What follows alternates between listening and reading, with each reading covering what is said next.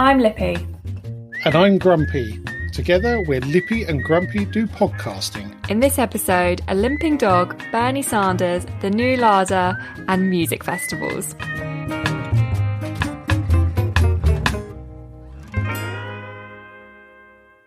Now, Lippy, I've had a bit more bamboo underpant delivery fun this week. Oh no, what's happened now? If you remember from last week, the sorting office is open for 2 hours a day.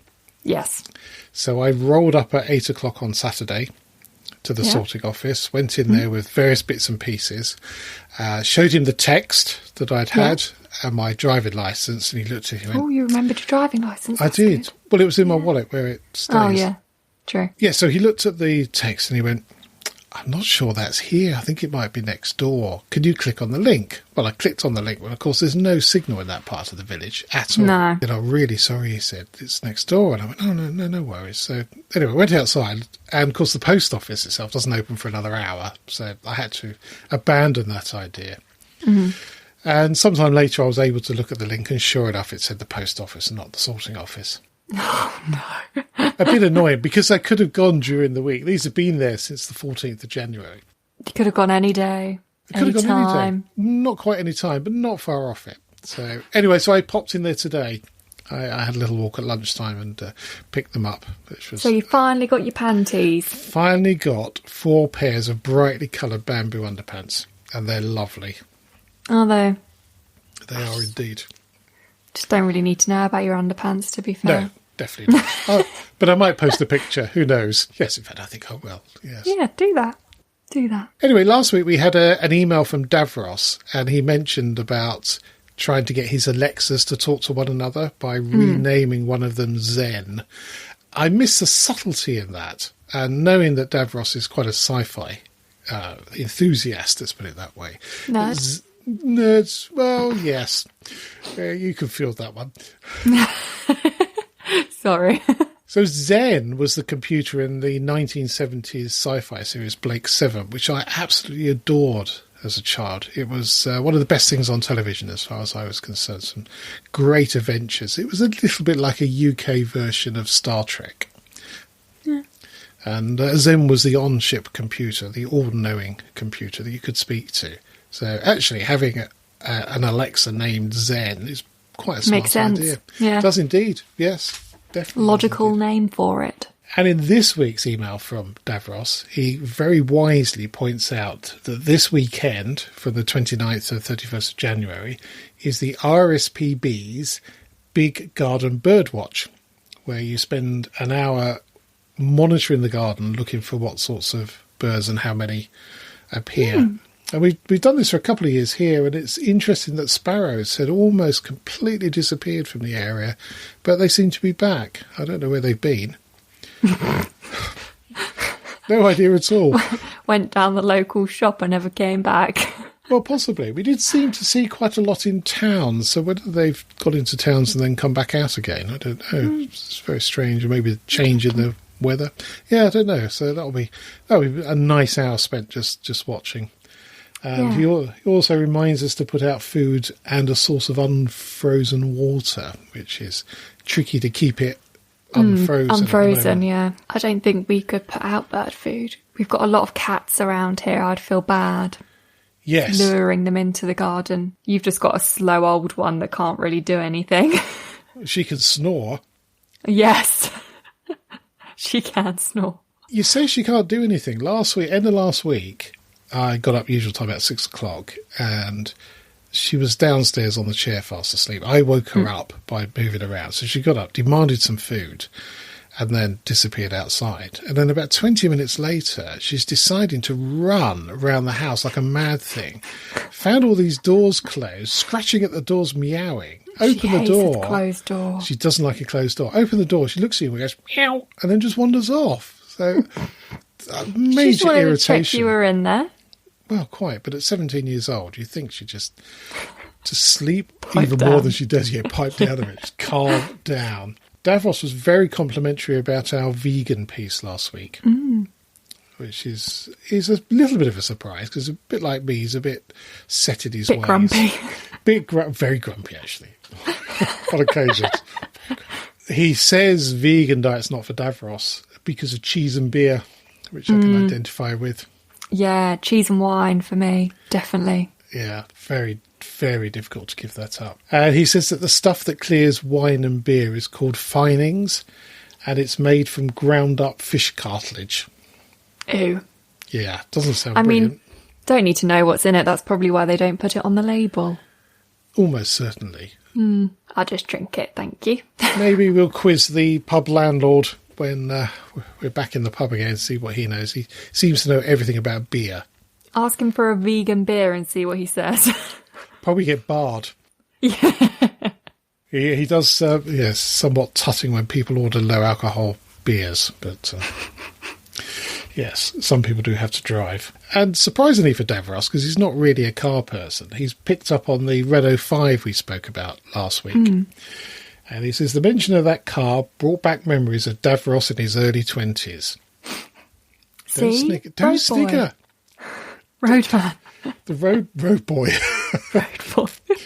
A mate of Davros would borrow his mother's electric blue Renault 5 GT Turbo when it was his turn to be the nominated driver. The gig was to get out to a country pub as soon as possible. In doing so, the engine got good and hot. The challenge for the nominated drinkers being to get into the pub, serve a pint, down the pint, and back into the car whilst the cooling fan was still spinning. That's a good. I like that. That would be fun. That is quite good. There used to be, I think it was the Ace Cafe in London. There was something you put a record on the jukebox, got on your motorbike, hurled up the North Circular to a roundabout, and then back again before the disc had finished, or the record had finished. Which sounds a bit more dangerous. Yeah, but... well, it was in the 60s when there was less traffic. Doesn't make it any less dangerous, though. Yeah, I was going to say, less traffic doesn't mean it's any less illegal. No, or dangerous. And Orange Marshal 2 got in touch with a very short WhatsApp message saying he's still unable to purchase black pudding sausage rolls from the local butcher. Every time he goes in, we've just sold out. He should ask them to reserve some for him. Yes, that's a good idea, actually. Specifically ask, say, I want 5 baked. I'll come and get them at this time. Please reserve them and pay for them in advance. That's not a bad idea at all, actually. Then you might actually get one. Yeah, I like that a lot. I shall suggest that to him. But of course he listens, so he's already got the suggestion. You are welcome. I like to think that our little podcast has caused a bit of a black pudding sausage roll shortage in the village. You never know. You never know. But I think people have just discovered them and gone, these are fantastic. Actually, talking of black pudding, I came across a vegan black pudding today, which I'm keen to try, to be honest, just to see what it's like. I wonder what's in it. Because I feel it's one of those things, isn't it? It's not a black pudding if it hasn't got the things that black pudding has got in it, but... True, but the thing I like about black pudding even is the taste. And if the taste was the same... Yeah.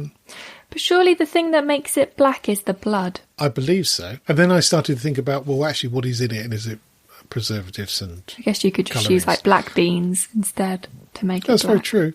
So I might get some and try it. See what it's Interesting, like. Yeah. I'd much rather eat that than actual black pudding. Yes, although I tend to think black pudding is good for you, but I have no medical Iron or levels. nutritional basis. Yes, yeah, basically. And I sort of feel also it's sort of the bits that are left over as well. So, Yeah. Oh, no. Yeah. Okay, let's leave that there. Let's move on from that. Some good fun to be had from the last week, I think. Yes, definitely. The first one that caught my eye was a gentleman who had injured his right foot or ankle. So he's got a plaster cast to below the knee.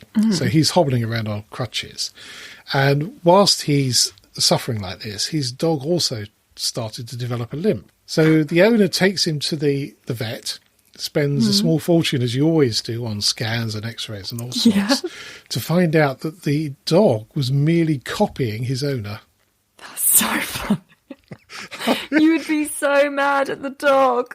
The poor thing, you'd be like, why have I spent this money on you because you're copying me? Yes.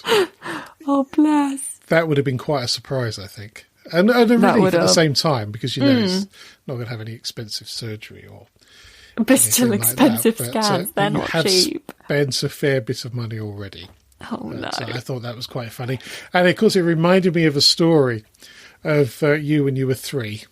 and we were at Royal Surrey in the X-ray unit, no. so sat in the corridor outside queuing up, and I think we were there for your sister for something or other. And when it was our time to go in, you got up and you walked as if your leg was in plaster from one end of the corridor to the other. I think you'd seen quite a lot of people go in, all with various limping, leg injuries, and decided the best thing to do was to follow suit. But of course, one person laughs. And then I carry on doing it because that is... I am a born entertainer from the age of 3, you know?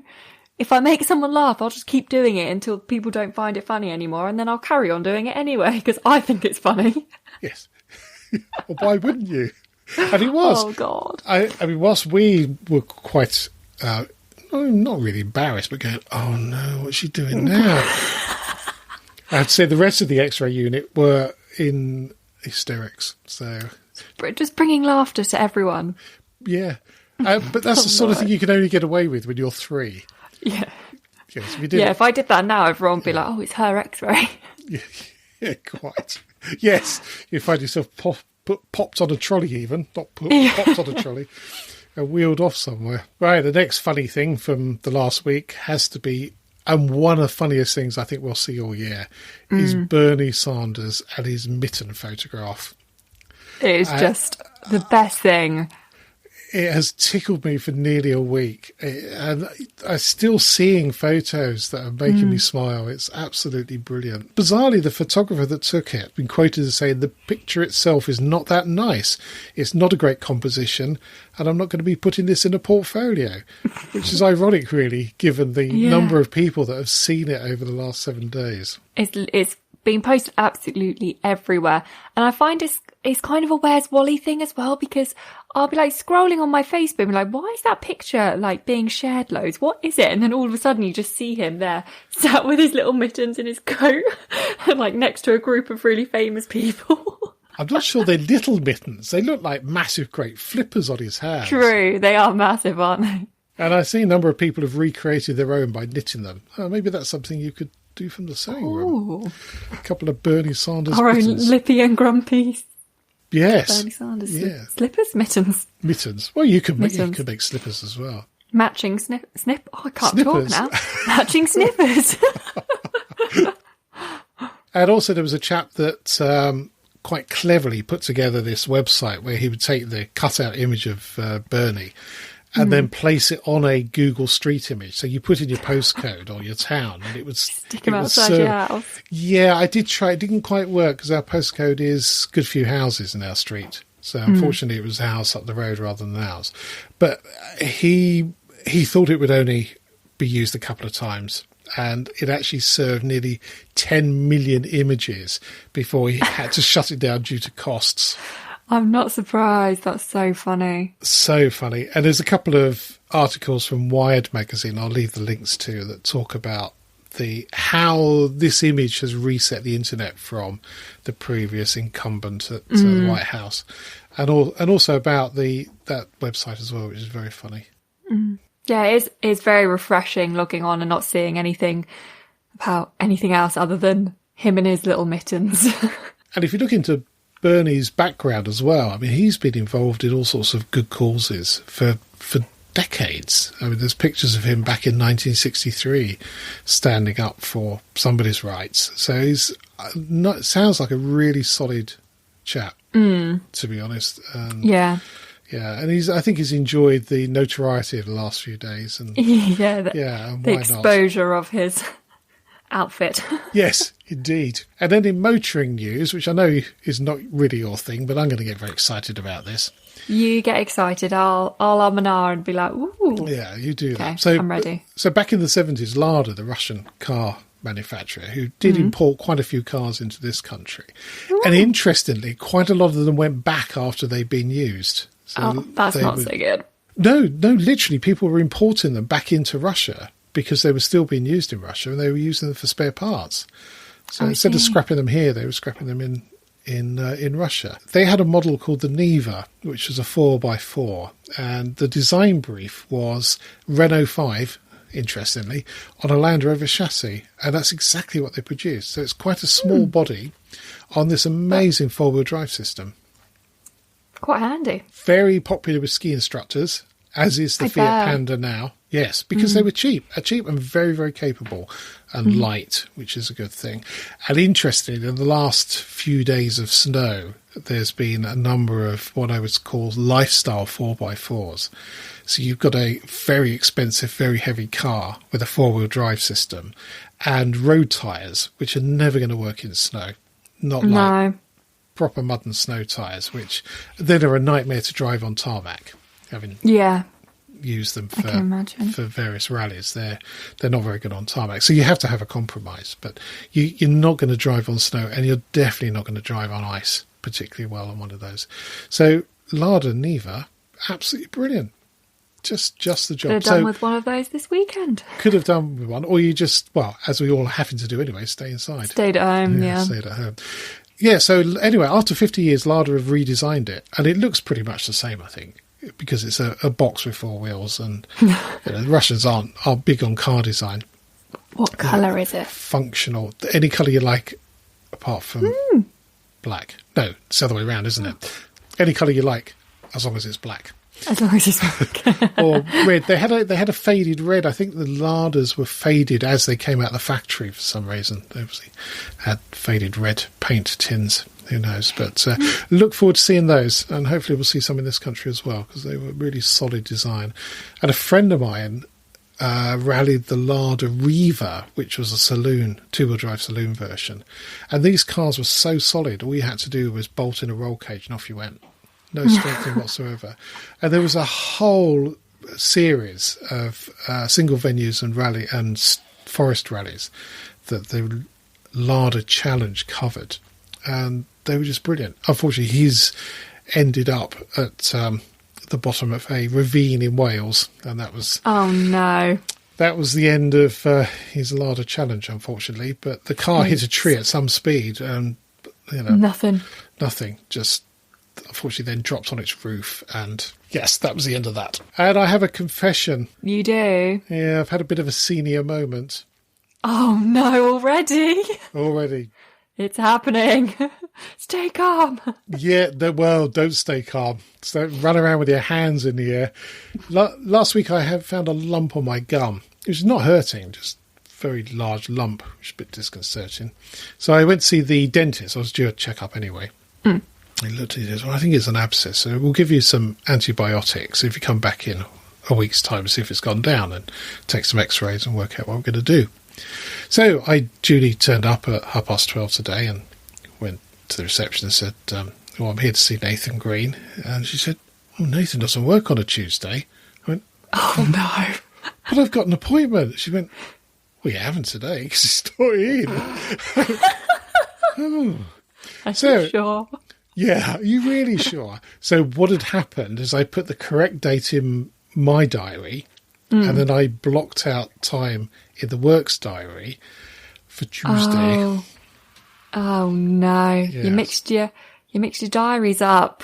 Well, mixed my days up, more to the point, and I think it's just as it is now. I'm never sure what day it is. I got up this morning thinking, what on earth is today? Not really knowing. So yeah. Yes, so unfortunately, I could go back tomorrow.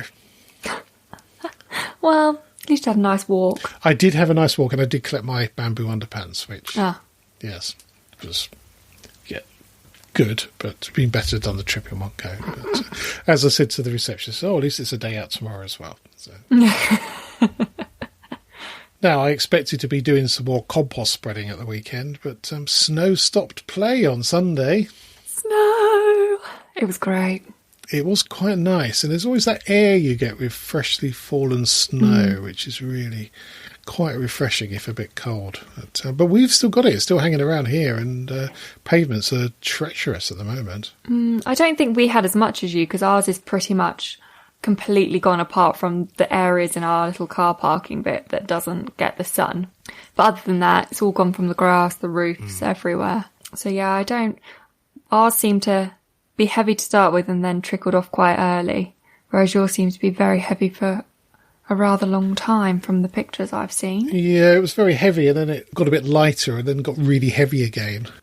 So I think it was a good couple of inches, I should think, had fallen. Just fun. I love the snow. It's nice if you don't have to go anywhere. It is. Well, it was kind of, maybe not so much for you if it was still on your roads, but the perfect way to have snow. It was on a Sunday. Everyone got to go out and play in it and go for walks. And then by the Monday, it was all gone and everyone could go to work, and there was no extra havoc. Although I did go to the shop and completely forgot we were in the middle of a pandemic, and I had to walk all the way home to pick up my mask. The snow I was all excited. We had walked through the park and there were so many people in the park sledging. Like, there was no social distancing. And yeah, I just forgot. Nice long walk. Yes, I've prepared for that eventuality, and I keep one folded up in my wallet. Yeah, I should do that, really. Because I know I'm going to forget at some point. It's inevitable. I also made my boyfriend a bit angry. Not angry, but he watched the UFC, whatever kind of fighting. Some sort of fighting, isn't it? Yeah, whichever one Conor McGregor was in, that one, on Saturday night. But it didn't finish until like 5:30, so he didn't go to bed until then. Obviously, it hadn't started snowing then, so he didn't know it had snowed. And I was sat downstairs, kind of looking out the window like, oh, do you think it's okay if I go and wake him up yet? So at about 11, I took up a coffee and I was like, do you want to go play in the snow? That was very good to wait until 11, to be honest. Yeah. I can imagine the excitement levels were very high.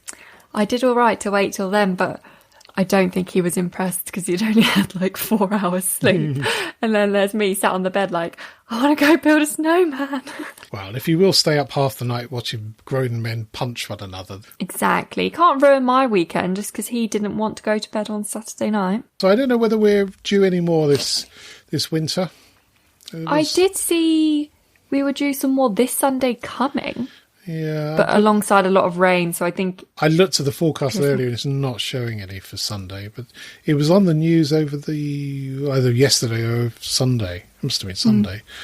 The long forecast saying it was getting warmer and then colder again, so we'll see what happens. Now, our main feature is about music festivals. And with DJ Finn again. So it was one we recorded a couple of weeks ago, and it just went on and on and on. There's so much to talk about. It's great. Rather sadly, I saw yesterday that Glastonbury this year has been cancelled, which is not a surprise, to be honest. And as a Lions Club, we've got events at the end of June for our carnival and then the car show in August. And I'm just not sure about them, to be honest. But I think the main issue is whether it's worth investing the money to start the process of creating and setting up when it may not go ahead. The decision needs to be made now whether you're going to invest the money into the event and then possibly lose that, or just cancel it completely, regardless of whether it could go ahead or not. Yeah, I mean, the cost for Glastonbury must be astronomical. Ginormous, yeah. I mean, we normally go to the Wayfest Festival, which is just outside Farnham, and they made the call on that quite late last year. I can't think when it was.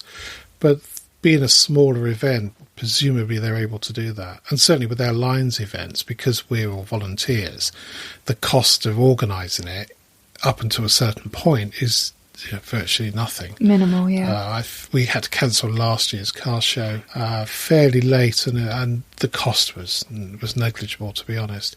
But as somebody said, if you don't put these things in the diary and aim to have them, then nothing happens. So it might happen, but if we don't plan for it, it certainly won't happen. Yeah, exactly. Well, one of the things I've missed over the last 12 months is live music. For the last couple of years, actually 5 or 6 years, we've been to a local festival called Wayfest, which is definitely designed for the older gentleman and lady. So it's nothing like you get at Glastonbury or even at Guildfest when that was running in terms of mud and people and general malarkey behaviour. And also we try and do a couple of indoor concerts as well. There's a very good church near us, which seems like an unusual place for a music venue, but the acoustics are superb, absolutely superb. Where's that based then? Church? It's in Farncombe. St John's, I think it is, in Farncombe. A chap there's been running them for donkey's years. I only discovered them a year or so ago, and I've only been once until... Well, I had a whole load lined up for the last year, and didn't happen. Now, both of you, and particularly you, DJ Finn, having been both sides of the stage at Guildfest. Yeah, well, that seems like a while ago now, but I think it was 2012? No, 2014 maybe? Crikey, so coming up for 7 years ago. Yeah, so that was the last Guildfest, I think. And at that point, it was... I think it had a year off or maybe a few years off before that, and they brought it back with the hope to keep it going. But I think some of these small festivals really struggle now with the kind of costs that and risk associated with putting a festival on. So I was sad to see that go, because that was super fun. And I got to play on I mean, that's one of the only festivals, I think it's probably the only festival I've actually played. So it was a lot of fun, and I wish I could do it every year, but yeah. It was great fun to watch. It's not my favourite genre of music, I'll say that, but I appreciate talent even when it's not what I would listen to. First trip to a rave trend. It was a bit much. It was like that, to be honest. And there was a tent full of people thoroughly enjoy themselves with drops and all sorts of stuff going on. So it was good. And that was the same year that Wife of Grumpy appeared on the stage with the rock choir as well.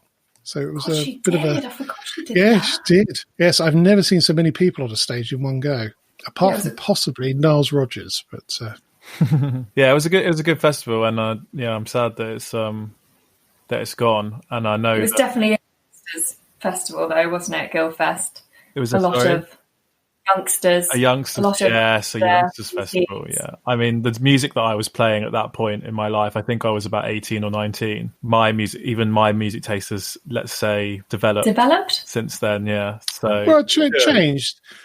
I wouldn't knock what you did then, because it was of the time and what you enjoyed, and tastes change. I'm not a massive festival goer, mainly because I like to be clean. And I like to use a toilet. But I used to enjoy Guildfest because it was everyone at school went, and it was all of us, like big crowd of people in your wellies and trying to sneak in alcohol. Dad, close your ears. Best place was down the welly boot, if anyone's listening that wanted to know that. But the last festival I went to was a MTV festival. I don't know if you've heard of one or been to one. No, where was it? Dad, you wouldn't have been.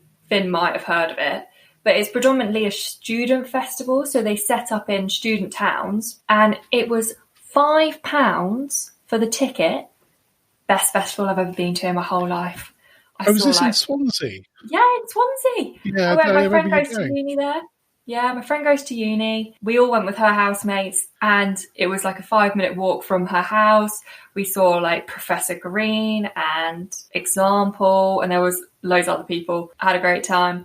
Until it started raining, because obviously you were in Wales. The walk home, we had to walk down a hill and then up a hill. So this hill was kind of just a bit like all the hills meeting a small bit. The water came up to my knees. Do you mean a valley? Yeah, a valley. But like a mini valley, not a big valley, a little valley. All the hills meeting a small bit. Yeah. Why use one word when you could use 20? Because it's me. But anyway, the valley turned into a pond. So I had to tramp through this pond of stuff. And the boys all stayed because apparently the person headlining was amazing. But he started playing and I didn't know who he was. So we were like, let's get out of here whilst we can still walk in the mud. But I thoroughly enjoyed that and decided on that day that I was going to go to more festivals. And 4 years later, I haven't been to one since.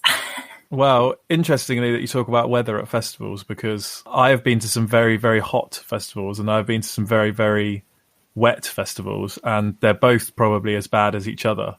So actually wishing for heat is not often the best idea.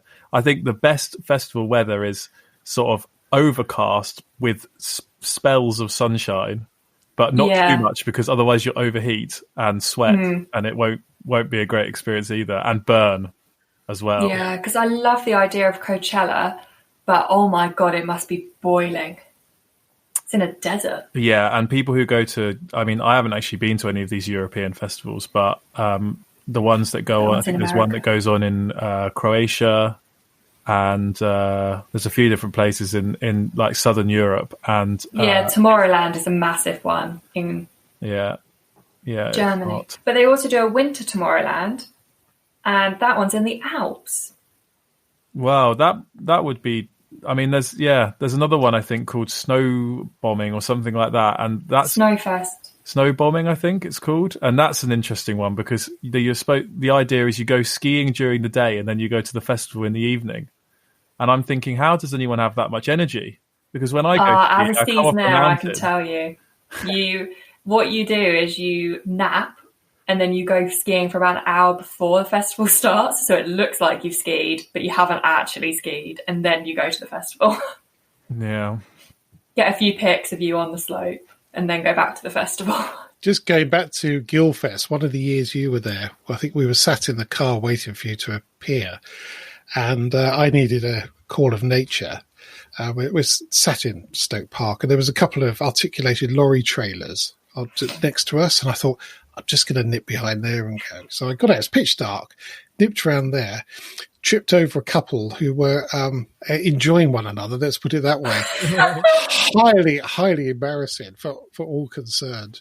But I didn't need to go after that. No.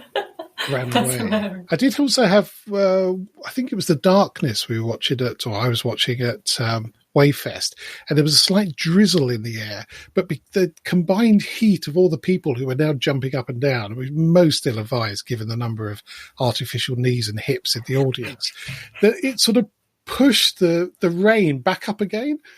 So it was almost like this shield around us where we were dry, and you could look at me and think, but it's raining. How can I be dry and it's raining? Which is very bizarre. So I don't know whether that was a cider. Well, it was dry rain, as you would say, Lippy. Dry, yeah, that is a thing. Apparently it is a thing. So if we're back to normal, DJ Finn, what's the top festival you'd like to go and see? Well, interesting you say that, because I was booked to go to Boomtown this summer, last summer, just gone last year. That was August, and that has been supposedly delayed till this August. Now, the four of us who are going are praying that we can go in August. Whether that happens or not, I don't know. But as Boomtown, I went in 2019 for 2 of the 4 days. I think I managed to get a sort of a free ticket for like a couple of the days, which was fun because I'd never been before. Absolutely unbelievable festival. I've never been to anything like it. I've been to Glastonbury, and that was probably the closest I could say to this festival. But it is just being on another planet. So one of the things they have crazy sets and stuff, don't they? Everything is themed. There's actors and actresses everywhere, all dressed up. They have like different sectors around the festival. Each one has a different theme. So they have they've been running for, I don't know, 10 or 15 years. One of the oldest ones there is called Old Town, and it's all looks like Tudor buildings and stuff around you. It's just unbelievable. Awesome. The amount of effort they put into the stage designs is amazing. And one of the cool things that they have like lots of it's in the woods.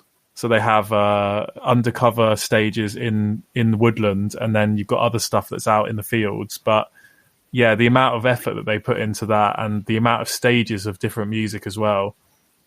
I think there's something like 200 stages. Which good heavens! Wow! I know they start building it in July, because when we've been down to Swanage camping, we've been past it, and they're already cracking on with it. And I think correct me if I'm wrong, it's the end of August or towards the end of August? I think it's usually second week of August. So right. 6th to 9th, something like that of August. Okay. It's usually extremely wet. For some reason, it always rains on that weekend. Yeah, I have a funny story about Boomtown. So I don't live anymore, but I moved to my flat in autumn in the May. Didn't realise how close autumn was to Boomtown. So it came to the August. I was having a nice summer day, went to the Wetherspoons. All these randomly out of nowhere, because autumn doesn't have that many young people in it. All these young people in the Wetherspoons, slightly muddy. They've obviously like on their way back or on the way to the festival, all a bit dishevelled in the Wetherspoons down the road from me. Yeah, I mean, these festivals take over entire areas. I mean, the amount of people that go, I think Boomtown was something like 80,000 or 100,000 people. Good heavens. Which is a lot of people. And this is why I was saying about how the amount of organisation these festivals must take to pull off is just unbelievable. How do you traffic that amount of people around? How do you build the infrastructure for that amount of people? I really wouldn't want to be the person having to deal with it, and especially in the current time when, so Boomtown have sort of said that they're actually going to downsize. So we have tickets. I don't think there's going to be that many tickets available because they're going to downsize the amount of people a lot, and they're taking this opportunity to actually change a lot about the festival that they've wanted to change for a while. And it might be one of the positive things that comes out of the pandemic, to be fair, is that it gives people a chance to refresh things and think about things in a new way. So it'll be interesting. I know people who've been to Boomtown for 5 or 6 years in a row are quite sad that maybe it might never be the same, but actually maybe it might be better. So it could well be better. And, being involved in events that take a year to plan, you finish one and you're straight into planning the next one. And actually having a break for a year does mean you can sit back and think about it. But of course, with these big events, they don't become big overnight. As you say, that's been going for 15 years. And you look at Glastonbury, that was a few dozen people to begin with. So they've grown with the size of the event. So it does become a bit more manageable. But you're right, it is terrifying. The thought of being responsible for 100,000 people's safety. I wouldn't sleep at all, ever. The amount of money that must be on the line as well. And I know this from being part of, good example actually is 33 Hertz in Guildford, which started as that club opened when I was 18. So that's been running for 7 years now, I think. And when they opened that, it was completely unknown, and it took them 6 years to get a regular crowd of people who really enjoyed going there and really got what they were trying to do with the place. They're not a mainstream club. They're trying to appeal to a specific audience, and actually that's a lot harder than you think. And a lot of these festivals are like this as well. They're specialist festivals, so they really need to spend time finding their audience. But the problem with that is you're risking a lot of money. So these festivals where you have to pay for everything up front, and then you just got to hope you sell tickets. Absolutely, yeah. That is scary. I wouldn't want to. Yeah. It was one of the reasons I stopped running club events, was that I didn't sleep. I would just be constantly thinking about it. We might not sell enough tickets. What can I do? What can I do to try and sell more tickets? And different ways to market it. It's stressful. And I didn't want to do a hobby that was stressful. So I just stepped away from it and became a DJ, just DJ'd at other people's events instead, because really that's a lot easier. You turn up and do it. It's not on your head. No, absolutely not. There's a lot to be said for that. See, I'm the other kind of person. I love doing the organising. That's organising bliss.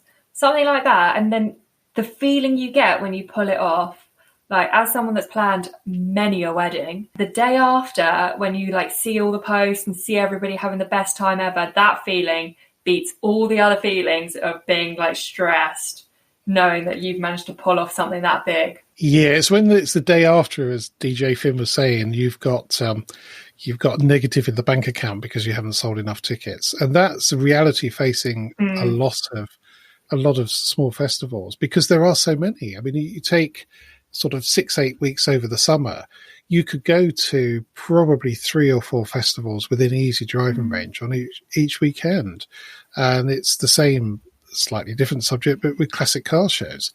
So you can go to one of half a dozen classic car shows on most weekends over the summer period. And if you're making money or you try to raise money through one of those sorts of events, it's really difficult. You have your hardcore that will always come, but it's the others that will just float around and pick one on the day. Even it is very, very difficult. And a friend of a friend of mine who's had stalls at Glastonbury and done very, very well. So you take something like the last Guildfest, they were breaking even until about 1 o'clock on the Sunday. So, it's not only the festivals that struggle with this, it's the stalls as well. To be in that position where 6 hours before the event ends, you've only just broken even must be terrifying. I think it's a very difficult business to work in, this kind of events sector. But the thing is, actually, in my opinion, it's so valuable to British culture. And really, people shouldn't be having to put themselves under so much stress just to supply these events to us. And everyone takes it for granted, but again, it's something to do with the current time. Obviously, none of these things can go on at the moment. And I think it will be really interesting to hopefully see people go out and support, next year or whenever we're actually able to go out and party again and go to these things and enjoy group events. Hopefully people go out and celebrate a lot, and these companies can make back the money that they've lost in the time they haven't been able to do it. Yeah, absolutely right. I remember when I was at school in the 70s, there was a couple of lads there who were well into their guitars and playing in bands. And they had these stickers on their cases, which was keep music live. And I think probably that period we were going through less in terms of live music and more in terms of recorded. Then latterly, we seem to have gone the other way. So there's lots of live. And, people, things like streaming and that have made releasing records quite financially difficult. So touring actually is a good way of making money, which of course has just disappeared over the last 12 months. But, I hope that the Keep Music Live effort works again in 2021 and beyond, because I know it's, in terms of feeling good about yourself, there's nothing like a music festival.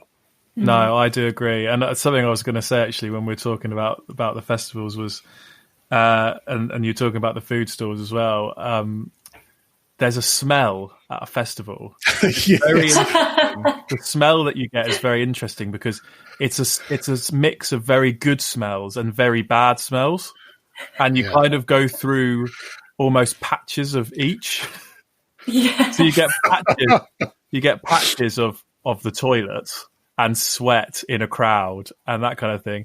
But then also you walk past these food stores that smell so good. Yeah.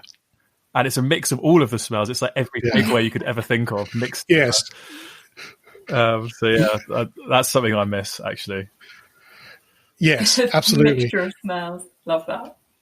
I mean, we've been to Wayfest with a friend of ours who is really into his food, ridiculously so, and he will spend most of the time eating, and he'll just appear with a tray of something that he's found from somewhere or other. So that's something I think I've only been able to enjoy actually since I've been a bit older, because when I was going to festivals 17, 18, 19, I was always on a massive budget. You spent most of your money on the festival ticket, so you were either not eating or eating sort of pre-made food, like cans of food that I used to take with me to I used to pack my bag with like cans of beans, right?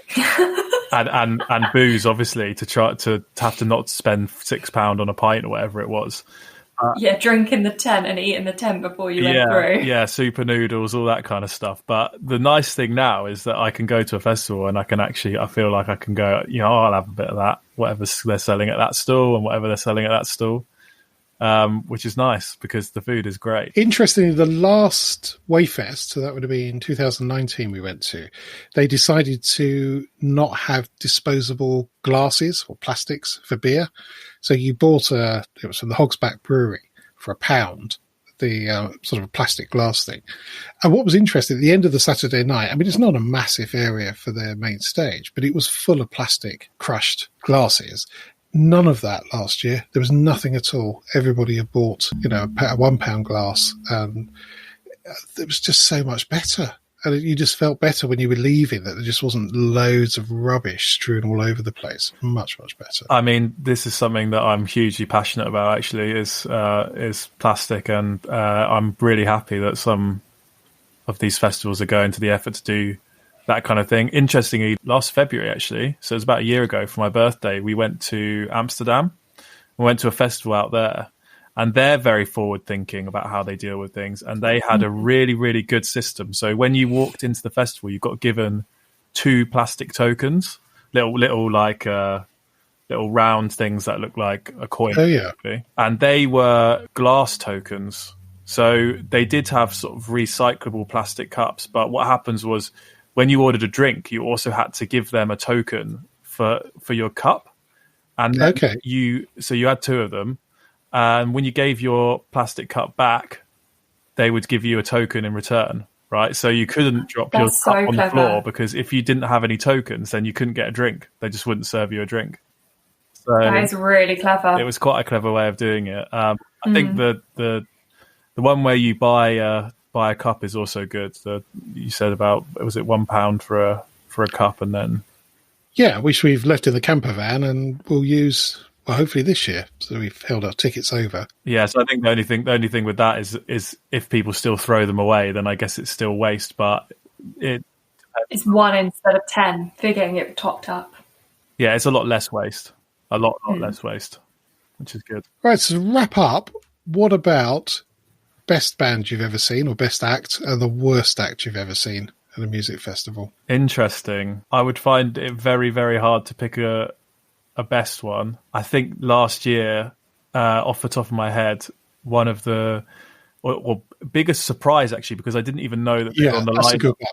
Yeah, I didn't actually even know that they were on the lineup. So I was at Boomtown. It was the Saturday night, and they have this stage called the Lion's Den, which is a natural sort of bowl in a field. Okay. So the stage is at the bottom of the bowl, and it's a field. So you're on a natural tiering, which is great because you can always see over everyone. So we're quite far back. They're very good with their sound. So they had lots of layers of speakers. So wherever you were stood, you were near speakers. And me and my mates, we always like being further back where there's more space to dance and stuff, instead of being in the crowd. So we were quite far back. Anyway, I think it was Groove Armada or someone who was playing. Anyway, the guy came on, the compere came on after they'd finished. He goes, all right, in 10 minutes, the Streets are coming on. And I thought, what? The Streets? Seriously? And it was amazing. I think it was the shock of not knowing that they were going to play, and always having wanted to see them as well for years and years and years. And they don't play very often. So that was amazing. And it was also a sunset set, which is always amazing at festivals, I think, when you go from night to night. Yeah. The atmosphere of it. Yeah, you get like the sort of, they come on and it's still light, and then by the time they've finished, all the lights are going because it's dark. And I think that's always a great. Oh, that's quite a treat, isn't it? Yeah, I think so. Worst? I don't know, actually. The one of the things I love about festivals is if something's bad, you can just leave and go to a different stage. That is very true. You have to sit through it. Yeah. What about you, Nigel? Yeah. For me, well, I'm going to shock you here. One of the best acts I've ever seen was the Wurzels. Okay. And you may turn your nose up, Lippy, at this. One of my pointers for a best one is how they interact with the audience. Yeah. And they're just brilliant at it. I mean, they've done it for decades, and they were just superb. The drummer, he must have been close to 90, so he was quite slow, but, kept in time. So they were very good. And going back to Guildfest, Kool and the Gang were absolutely superb. Had the whole of that. And again, that's sort of a natural amphitheatre type thing. The whole of the audience were up dancing on that. That was, including your dad, strangely. Very odd dance moves, but we won't go into that now. I absolutely love Kool and the Gang. Brilliant. Yeah, absolutely superb. Yeah. And I think the biggest disappointment I saw was at Hurtwood Polo Club for one of the Rock and Horsepowers there. They had John Parr from the 80s, who I loved, and he should have stopped. He was a little bit out of time and quite a bit out of tune, and it was just, it was a real shame. And I just done one too many.